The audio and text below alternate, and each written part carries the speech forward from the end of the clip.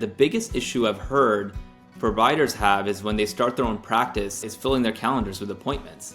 And with Clinic, we solve that problem. We also provide software to support the functions of the clinic, the EHR, the e-prescription tool, patient portal messaging, as well as billing.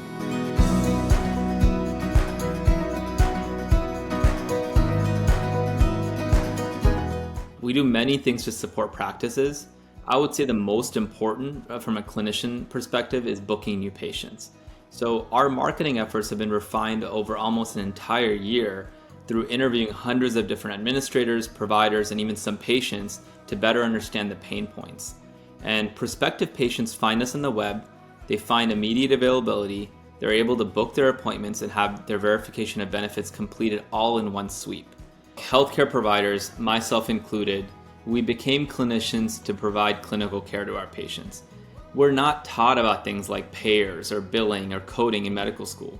However, after we graduate, we're expected to know it.